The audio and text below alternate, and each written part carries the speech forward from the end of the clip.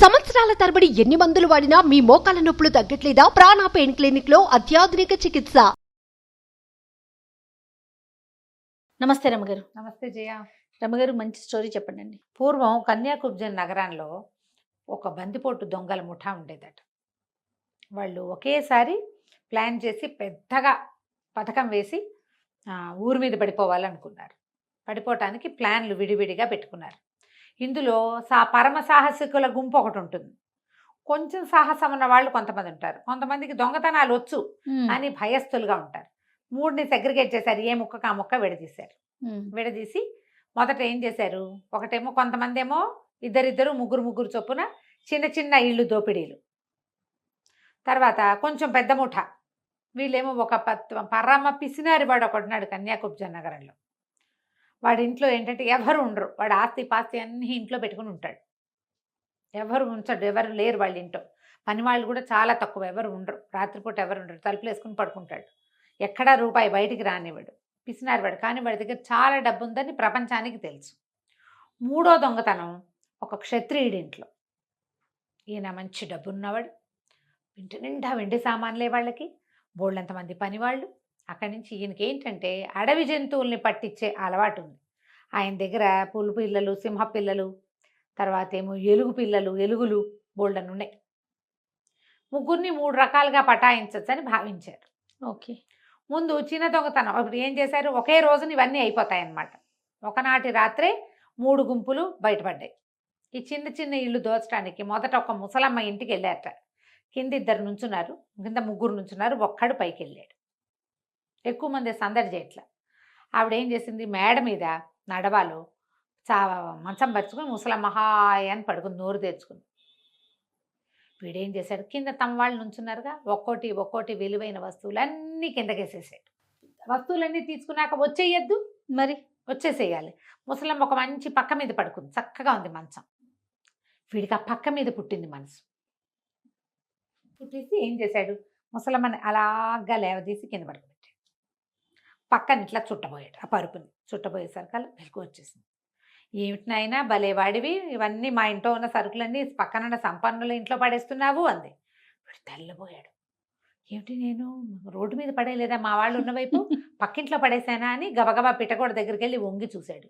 ఈ ముసలిది ఒక్క ఒదుటును లేచి ఆ వంగి చూస్తున్న వాడి కాళ్ళు పుచ్చుకుని లేపేసి కిందకి పడేసింది. లేపటం ఏమిటి, ఢామని రోడ్డు మీద పడి మెడ విరిగి చచ్చిపోయాడు. అయ్యో. ఎప్పుడైతే తమవాడు పైనుంచి పడిపోయాడో ముసలిదాని మొహం కనపడంగానే 3 నుంచున్నారుగా భయస్తవ పిరికి దొంగలు, 3 లగెత్తేశారు. పరుగు. ఆవిడేం చేసింది, కిందకెళ్ళి పక్కింటి వాడిని ఒక లేవ తీసుకొచ్చి కింద పడేసిన సామాన్లన్నీ పైన పెట్టేసి ఫెయిల్ దొంగతనం. అక్కడి నుంచి 2వ గుంపు వెళ్ళింది. ఈసారి పిసినారి వాళ్ళ ఇంటికి వెళ్ళిపోయారు ఈ గుంపు. అయితే అది ఎట్లా ఉంది, కోటల్లే ఉంది. ఒక్క వాకిలికి మాత్రం చెక్క తలుపులు ఉన్నాయి. తాళం లోపల నుంచి వేసింది. ఆ గడియలు వాళ్ళకి తెలుసు. ఎటు నుంచి ఎటు జనరల్గా గడియలన్నిటికీ ఒకటే మార్గం ఉంటుంది కదా. ఇప్పుడు తలుపు ఎటు ఉంటే ఆ తలుపు నుంచి గోడలోకి ఇట్లా తోస్తారు, అంతేగా. అంతే. అవతల పక్క నుంచి చేయి పెడితే, లోపలికి చేయి పెడితే అది లాగచ్చు. వీళ్ళలో ఏమనుకున్నారు, ఒకడు మంచి పరమ సాహసికుడైన దొంగ ఒకడున్నాడు. వాడు అన్నాడు, ఒరే రంపం తీయండి, తలుపు గడి దగ్గర కోసేద్దాము, పక్కన కోసి చేయి లోపలికి పెట్టి గడి తీస్తా అని చెప్పాడు. చెప్తే సరే వీడేం చేశాడు, కోయటం మొదలుపెట్టాడు. పిసినారి వాడంటే పిసినారి వాళ్ళకి ఎట్లా ఉంటుంది, తమ డబ్బు తమ వస్తువు మీద ఎప్పుడు గమనమే ఉంటుంది. ఎప్పుడైతే రాత్రిపూట 11-12 గంట వేళ కర్రు కర్రు కర్రు అని సన్నటిదైనా ఒకే రకమైన మోత ఈవెన్గా ఒక తింగుమని మోగింది అనుకో, లేస్తారు, పడుకుంటారు. కర్రు కర్రు కర్రు కర్రు అనేదే మోత వస్తుంటే మెలకు రాదు. అవును, మెలకువ వస్తుంది. ఏం కోస్తున్నారు ఎవరైనా అనే అనుమానం వచ్చేసింది వాడికి. ఆ పిసినారి ఆయనకి లేచి వచ్చేస్తే కరెక్ట్గా ఈ గడి దగ్గర ఇంత మేర చెయ్యి ఇట్లా లోపలికి వెళ్ళే మేర కోసాడు దొంగ. పర్ఫెక్ట్, మంచి దొంగ. కోసాక చెయ్యి లోపలికి పెట్టి గడి తీపోయాడు. రెడీగా నుంచున్నాడు అక్కడ ఆ పిసినారి ఆయన. వీడు ఎప్పుడైతే చెయ్యి లోపలికి పెట్టాడో, పెట్టగానే ఓ సుత్తి మేకు తీసుకొచ్చి పెట్టుకున్నాడు.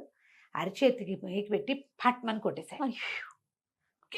అన్నాడు కానీ ఏం చేస్తాడు, రాదు. ఇంకా ఈ అరిచేతిలో ఇంచి ఇందులో ఇంచి మేకు తలుపులోకి పట్టేసింది.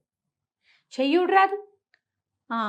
అక్కడి నుంచి పెద్ద పెద్ద కేకలు పెట్టేశాడు ఆ పిసినారాయన. దొంగలు దొంగలు దొంగలు, వాకిట్లో దొంగలు ఉన్నారోయ్ అని అరిచేశారు. కల్లా ఒక్క ఇంటికి దొంగతనానికి వస్తే అన్ని ఇళ్ళు చుట్టేస్తారు కదా. ఆ జీవుడన్నాడు, ఒరే నా చెయ్యి నరికేంట్రా, లేకపోతే దొరికిపోతాము. నేను దొరికానంటే చిత్రహింసలు పెట్టి మన వాళ్ళు ఆనుపాను కనుక్కుంటారా, నరికేండ్రా చెయ్యి నరికేండ్రా అంటే మిగిలిన వాళ్ళు నిశ్శబ్దంగానే లబో దిబోమని వాడి చెయ్యి ఇక్కడ దాకా కొట్టేశారు. అక్కడి నుంచి తలపాగాలు తీసి గబ గబ గబ చుట్టేశారు దానికి, నెత్తురు రాకుండా. మరి నెత్తురు ధారగా చుక్కలు చుక్కలు పెడితే చుక్కలు వెంబడిపడి వచ్చేస్తారు. అక్కడి నుంచి లగెత్తేశారు, పరిగెత్తేశారు దొంగలంతా. ఈ చెయ్యి తగిన వాడు చెయ్యితో పరిగెత్తాడు కానీ నొప్పి కాదు, ఎటా గొట్ట పరిగెత్తాడు కానీ పిసినారు ఆయన పెట్టిన కేకలు, ఆ గందరగోళానికి చుట్టుపక్కల ఇళ్లల్లో కుర్రాళ్ళంతా నిద్రలేచేసి మొత్తం గుంపంతా పడిపోయారు వీళ్ళ వెనకాల. మా దొంగల గుంపు, బందిపోటు వాళ్ళ గుంపు మాత్రం తప్పించుకుంది కానీ ఈయన దొరికిపోయాడు. ఈ చెయ్యి తెగినవాడు ఏం చేశాడు, డొక్కలో కత్తి ఉంది తన దగ్గర, బొడ్లో కత్తి ఉంది, ఆ కత్తి తీసి పొడి చేసుకుని తను దొరకకుండా చచ్చిపోయాడు. రెండోది కూడా ఫెయిల్ అయింది. భలే దొంగలండి. అక్కడి నుంచి మూడో గ్రూపు వాళ్ళు ఏం చేశారంటే, ఆ రోజు సాయంత్రమే తెలివిగా మరి అడవిలో నుంచి ఒక ఎలుగుబంటిని, చచ్చిపోయిన ఎలుగుబంటిని సంపాదించి దాని చర్మాన్ని శుభ్రంగా క్లీన్ చేసేసి తమలో పరమసాహసికుడు అయిన వాడిని ఒకడిని ఆ బందిపోట్లో పెట్టి ఎలుగుబంటిలో పెట్టేసి కుట్టేశారు. కుట్టేసేసి ఆ ఎలుగుబంటిని తీసుకెళ్ళి చీకటి మాటన పెందరాళ్ళే ఇవ్వాల, వెలుగులో మధ్యాహ్నాలు పట్టుకెళ్తే దాని మొహం బయటపడిపోతుంది, చచ్చిన మొహం తెలిసిపోతుంది. చీకటి మాటను తీసుకెళ్ళి, బాబు దొరికిందండి, మరి ఇదిగోండి మీకు ఇద్దాం, మీ దగ్గర బోళ్ళని ఉన్నాయి కదా, ఇది కూడా మీకు ఇద్దామని తీసుకొచ్చామండి అని అప్పచెప్పారు. అప్పచెప్తే ఆ క్షత్రియుడు అది చూసి, అబ్బో సలీస్గా బాగుందిరా, మంచి సైజు ఇది అని, ఒరే ఎలుగుబంట్ల గుహలో పెట్టండి రా, దీన్ని కూడా గూట్లో పెట్టండి రా అన్నాడు. వాటి అన్నిటికీ కొన్ని ఇవి ఉన్నాయి, ప్రత్యేకమైన గదులు. పెట్టమనే సర్కల్ హడిలిపోయారు దొంగలమ్మో, అందులోకి వెళ్తే చంపేయివు అవి వీడిని. అబ్బే బాబు అది కాదండి, దీనికి జబ్బు చేసింది, ఇప్పుడే కోలుకుంటోంది, దక్షిణపు గాలి తగిలే చోట ఒంటరిగా ఉంచండి అని చెప్పారు. సరేనన్నారు. సరేనని దక్షిణపు గాలి దగ్గర ఒక కటకటాల గది ఏదో ఉంటే అందులో పెట్టారు. వీడికి ఏం చెప్పారు, ఒరే రాత్రికి అందరూ పడుకున్నాక గది తాళం తీసి బయటకు వచ్చేసి నువ్వు వాకిలి తలుపు తీసేసేయి, మరి నువ్వు ఇక్కడే ఉండు, ఇక్కడెక్కడే తిరుగుతూ ఉండు. ఒకవేళ ఎవరైనా సైనికులు ఎవరైనా నిద్రలేస్తే నిన్ను చూసి వాళ్లే హడిలిపోతారు, ఓకే, భయపడి చేస్తారు, మన పని అయిపోతుంది అన్నారు. సరే వాడేం చేశాడు, 12 గంట అవ్వంగానే వాడు మెలకుగానే కూర్చున్నాడు. 1 గంట అవ్వంగానే మామూలు ఎలుగుబంట్లు అయితే తలుపులు దూర్చి గడియలు తీసి అవి చేయలేవు, మనిషి కదా వీడు అందులో నుంచి చేయి దూర్చి గడి తీసేసి వాకిట్లోకి వెళ్ళి తలుపు తీసేసాడు. వీధి వాకిలు తీసి లోపలికి రానిచ్చాడు దొంగలందరినీ. ఒరే పడమటి వైపు గదుల్లో పొద్దున్న ఇందాక 2 మణుగుల వెండి సామాన్లు పెట్టారు, పెద్ద డబ్బాలు, పెద్ద ఎనపెట్టెలో, అవి తీసేసేయండి అని చెప్పారు. ఎక్కడెక్కడ ఏమున్నాయి వాడు చూశాడు. సాయంత్రం నుంచి ఎవరెవరు వచ్చారు, ఆడవాళ్ళు నగలన్నీ ఏ గదిలోకి తీసుకెళ్ళి పెట్టారు, వెండి బంగారాలు ఎక్కడ దాచారు, అవి చూసేసాడు వాడు. ఆ చూసిన ప్రకారం చెప్పాడు. సరే తాను వచ్చి బయట అటు ఇటు తిరగటం మొదలుపెట్టేసరికి వాళ్ళు అవన్నీ సర్దే లోపల ఎవరో 2 సైనికులు నిద్రలేచి ఇదేమిటి ఇదేదో ఇక్కడ తిరుగుతోంది అని హడిలిపోయారు. కానీ వీళ్ళు ఏమనుకున్నారు, దొంగలు వాళ్ళు హడిలిపోయి భయపడి చస్తారనుకున్నారు. వాళ్ళు భయపడి చావరు, వాళ్ళకి ఇలాంటివి అలవాటే. వాళ్ళు అడవుల్లో నుంచి ఎలుగుబంట్లని ఒట్టి చేతులతో పట్టుకురాగలిగే వాళ్ళు, చీకట్లో ఇంట్లో తిరిగేదాన్ని 2 పీకి లోపల పెట్టగలరు వాళ్ళు. దొంగలు ఊహించాల. అక్కడి నుంచి దాన్ని కొట్టబోయారు. వాడు కూడా తిరగబడ్డాడు, ఎలుగుబంటి. తిరగబడేసరికల్లా వాళ్ళకి అర్థం కాలేదు, ఏంటి తిరగబడుతోంది, అది ఎలుగుబంటి తిరగబడేలాగా లేదు, అది దీపాలు పట్టరండ్రా, రండ్రా, లేవండ్రా అని కేకలు పెట్టంగానే 3-4 లేచి వచ్చారు. తలా ఒక బరిస పుచ్చుకొచ్చారు, బరిస పెట్టి ఒక పోటు పొడిచారు. ఎప్పుడైతే అది అంతకుముందు గుర్రు గుర్రు అని నోటితో శబ్దాలు చేస్తుంది కానీ చావు దెబ్బ తగిలేసరికల్లా మనిషికేక గుర్రు గుర్రు అని ఎందుకుంటుంది, ఓ చచ్చాను రోయ్ దేవుడో, అమ్మో నాయనో అంటాడు. అనగానే అది పడిపోయిన తీరు అది చూసేసరికల్లా ఇది మన ఇది ఎలుగొడ్డు కాదల్లే ఉంది, ఇందులో ఏదో ఉందని అక్కడి నుంచి 5-6 కాగడాలు తీసుకొచ్చి ఆ ఎలుగుబంటిని దగ్గరగా నొక్కి చూస్తే లోపల ఉన్నది ఎలుగుబంటి కాదని తెలిసిపోయింది. ఊడదీసేసారు, కుట్లు తీసేస్తే లోపల మనిషి కనిపెట్టాడు. అంటే వీడేమన్నా తలుపు తీసాడా, ఎవరైనా ఇంట్లోకి వచ్చారా, కాబట్టి అన్ని పక్కల నుంచి తలుపులు మూసుకొచ్చేయండి అంటే ఒకళ్ళు పరిగెత్తుకెళ్ళి వీధి వాకిలు మూసేశారు. అక్కడి నుంచి అన్ని గదుల్లోకి పరిగెత్తారు. ఇనపెట్టున్న గదుల్లో నుంచి వెండి సామాన్లన్నీ సర్దుతున్న వీళ్ళు కాస్త దొరికేశారు. దొరికేటువంటి చీకట్లో కదా, వాళ్ళు ఏమి బతకనివ్వాల వీళ్ళని. తలా ఒక బరిస పుచ్చుకుని తలా ఒక పోటు పొడిచేశారు దొంగలు.